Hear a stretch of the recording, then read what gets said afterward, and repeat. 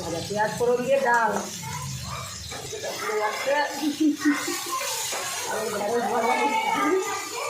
এই তো হচ্ছে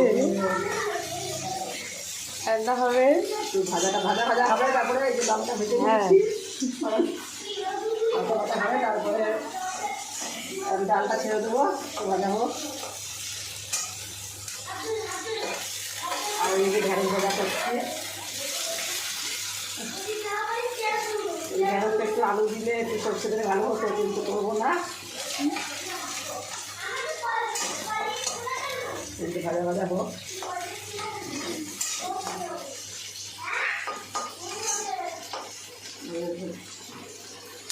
হচ্ছে ওই জন্য ডালটা যখন খাবো তখন দেবো।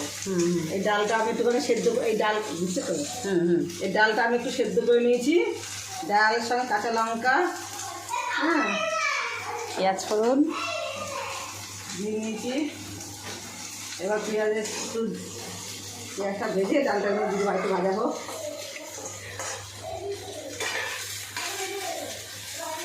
আর ওইদিকে ডালের মেলাটা করছি।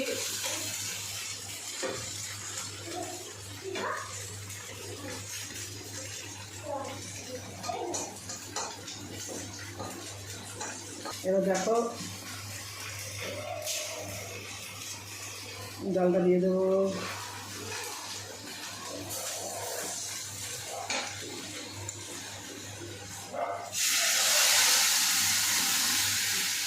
দেখো সারাশি দিয়ে ধরো। অভ্যাস হয়ে গেছে। দেখো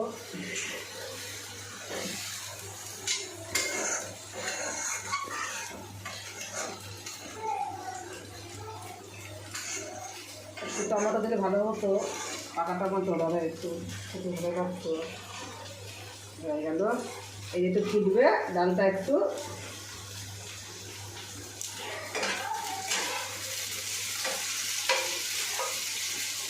এই যে